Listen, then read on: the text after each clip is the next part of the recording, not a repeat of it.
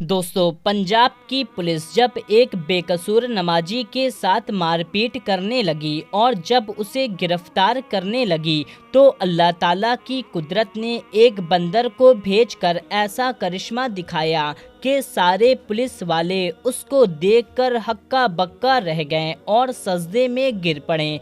आज की इस वीडियो में हम आपको इसी वाक़ये को पूरे तफसीलात के साथ बताएंगे, जिसको सुनकर के यकीनन आप लोग भी हैरान और परेशान हो जाएंगे और आप भी ये मानने पर मजबूर हो जाएंगे कि वाकई अल्लाह ताला की कुदरत बहुत बड़ी है।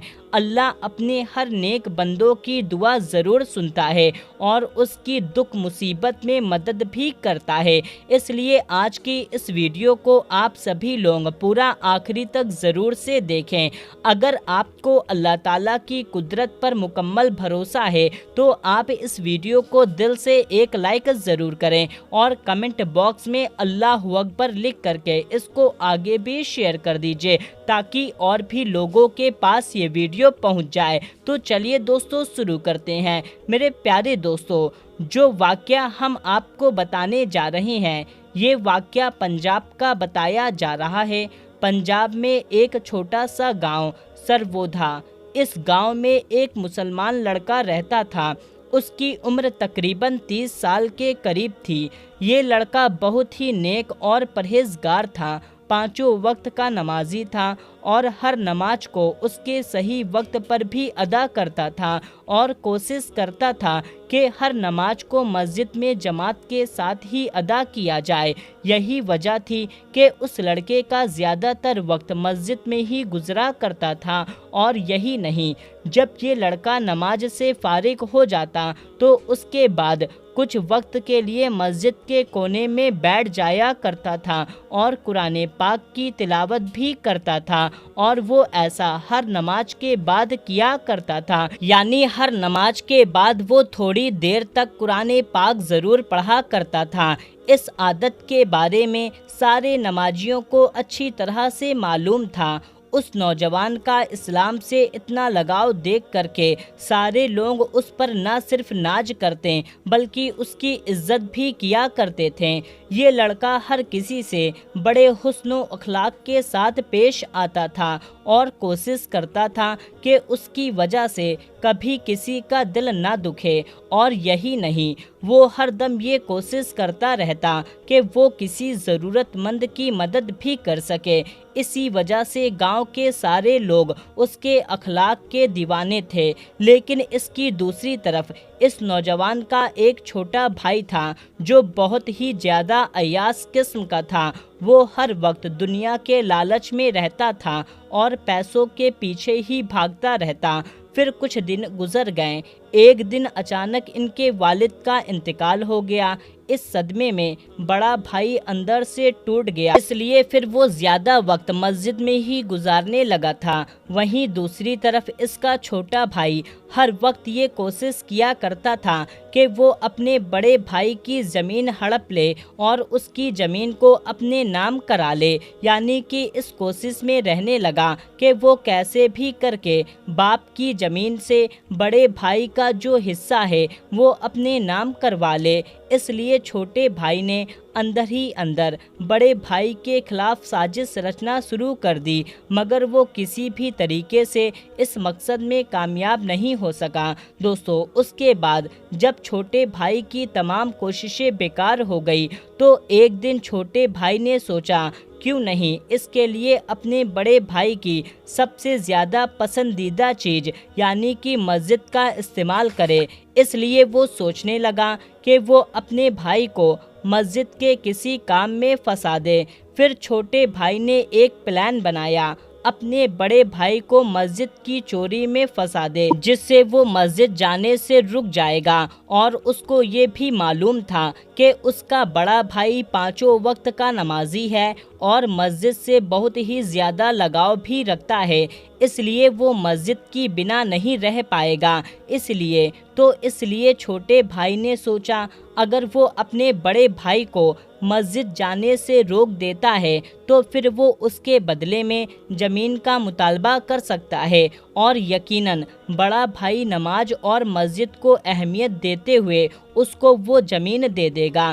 پھر چھوٹے بھائی نے ایک منصوبہ تیار کیا۔ زمین حاصل کرنے کے لالچ نے چھوٹے بھائی کو اندھا کر دیا، اس لیے وہ وقت رات کے اندھیرے میں مسجد کا کچھ قیمتی سامان اٹھا لیا، یعنی کہ اس نے مسجد میں چوری کر ڈالی۔ اس نے مسجد کا کچھ قیمتی سامان اٹھایا اور اپنے گھر لے آیا، اور چوری کیے ہوئے سامان کو اس نے اپنے گھر میں خفیہ جگہ پر چھپا دیا۔ پھر پولیس والوں کے پاس جا کر کے اپنے بھائی پر الزام لگا دیا اور کہنے لگا، ہماری مسجد میں چوری ہو گئی ہے، اور مسجد کا سامان چرانے والا کوئی اور نہیں بلکہ اس کا ہی بڑا بھائی ہے۔ ادھر دوسری طرف بیچارے بڑے بھائی کو کچھ معلوم ہی نہیں تھا۔ وہ جیسے ہی مسجد میں جا رہا تھا اور سچے دل سے اللہ تعالیٰ کی عبادت کر رہا تھا، ویسے ہی اللہ تعالیٰ کے سامنے گر گرا کر دعا بھی مانگتا رہا۔ وہ اپنی ہر دعا میں کہتا، اے اللہ، مجھے ہر مشکل سے نجات دے، اگر میں کسی بڑی مصیبت میں پھنس جاؤں تو میری غیب سے مدد فرمانا۔ بڑا بھائی ہر نماز کے بعد یہ دعا کیا کرتا تھا۔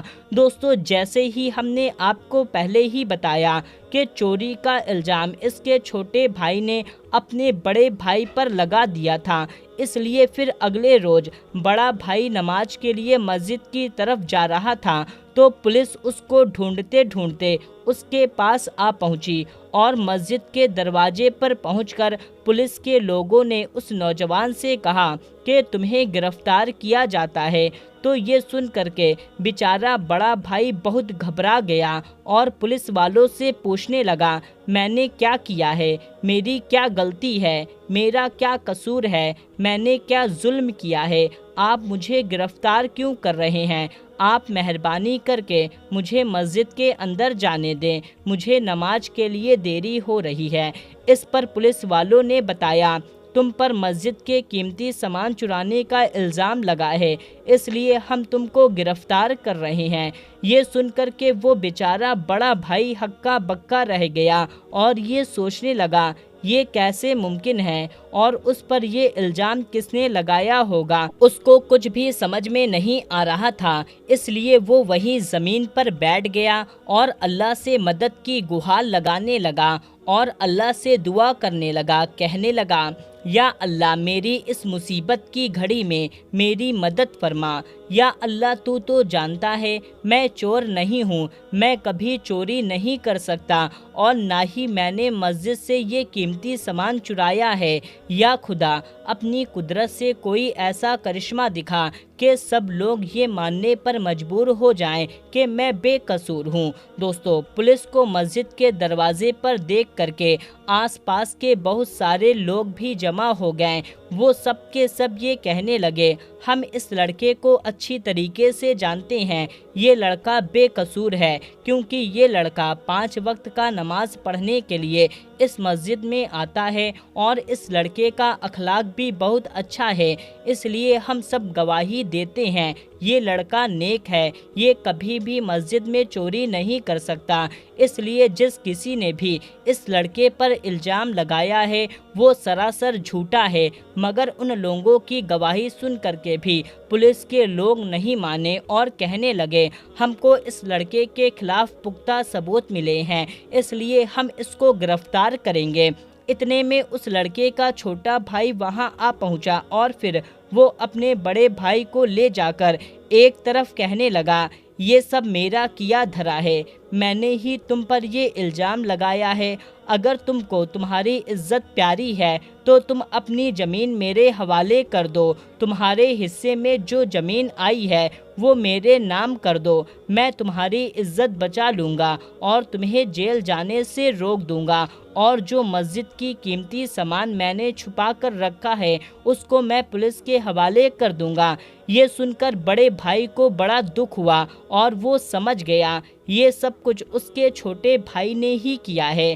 دوستو، ابھی وہ چھوٹا بھائی اپنے بڑے بھائی سے یہ سب باتیں کر ہی رہا تھا کہ اتنے میں اللہ تعالیٰ کی قدرت سے ایک بندر نامودار ہوا۔ اس کے ایک ہاتھ میں مسجد کا وہ قیمتی سامان تھا جس کو اس کے چھوٹے بھائی نے مسجد سے چرا کر اپنے گھر میں چھپایا تھا۔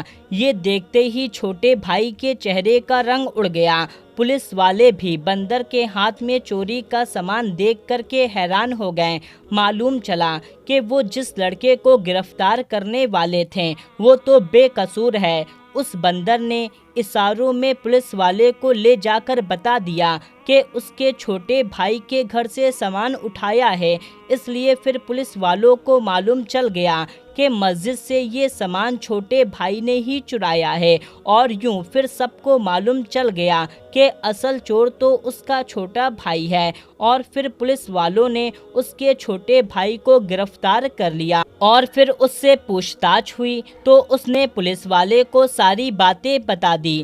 بڑا بھائی اللہ تعالیٰ کے سامنے سجدے میں گر کر اللہ تعالیٰ کا اس بات پر شکر ادا کرتا رہا۔